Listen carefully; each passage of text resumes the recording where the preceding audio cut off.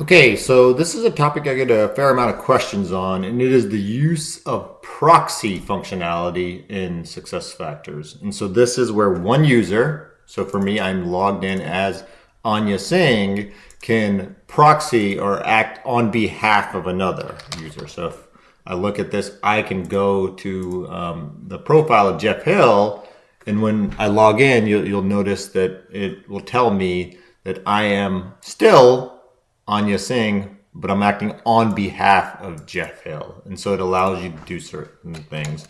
So SuccessFactors does have documentation around this, right? And also some guidance as well, right? So there's also delegation functionality. And so, we can talk about the differences of those. That's where you're specifically giving someone control over, specific things. But proxy is a lot more powerful, but they allow people to access data and perform tasks on behalf of others for a period of time. One of the things I specifically want to call out is some of the leading practices for proxy, right? And so here are the do's and don'ts, because this is very, very powerful functionality. But yeah, you should not be doing this to perform actions based on behalf of people who can do them themselves. Don't use it as a shortcut. Don't give too many people access to this, right? I think that's a very, very important thing. And it's ill-advised to sign one person as the proxy for many account holders. So, I use this all the time when I'm testing in a system and things like that. But you do have to be very careful and thoughtful about how you do this productively. So it's awesome for me because I can act as many different users.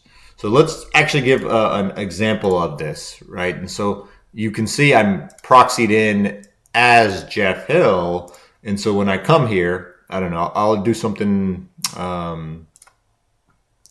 small, so but maybe significant. So I'm going to just change effective December 11th. I'm going to change the address, and I'm just adding an S, right? And so it's going to tell me your address has changed. Payroll and benefits will be notified. I'll press proceed.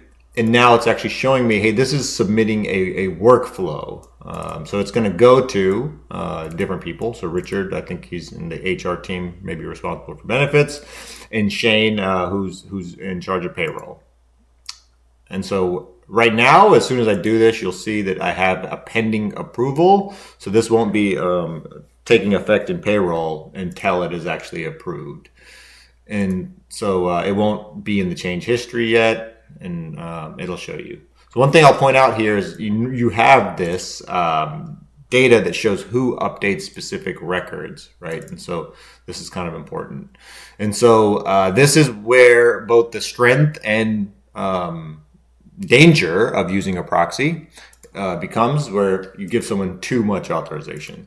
So now I'm going to go to the profile of the person that has this approval. So for me, testing this is awesome because I can very quickly go and do it as Geoff and then act as Richard and change it.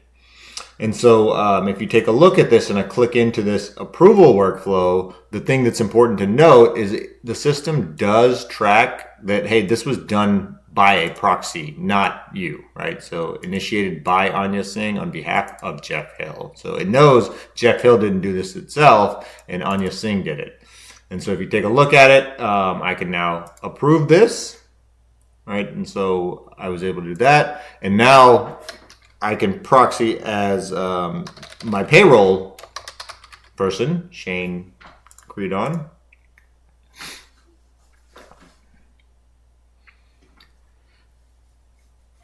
And now you'll see this was done right here. And if I click into this, it also tracks. Now look, initiated by Anya Singh and then approved by Anya Singh. And then I can approve this one as well. So this is the final approval in the workflow. And so now if I I'll become the normal admin here, Anya. And I'll go now look at this record. So I can go to Geoff's profile as the admin because now it's been approved. So it won't be in that pending state any longer. And so if I look at this address, now you can see there's no more of that. And you can see it keeps track of this. updated by Anya Singh on behalf of Geoff Hill, and it shows the date and timestamp. And then you can even click view approval history, and it kept track of all of this, the fact that it was approved by the same person over and over. So powerful functionality, love it for testing, use it all the time. But like we kind of saw in the standard SuccessFactors documentation, right, this needs to be handled with care. And so an executive assistant, yeah, that's a great use case because they're acting on behalf of that person as part of their job. But yeah, just be careful and appreciate it. Thanks. Please like, subscribe, and yeah, add your comments here as well. Thanks.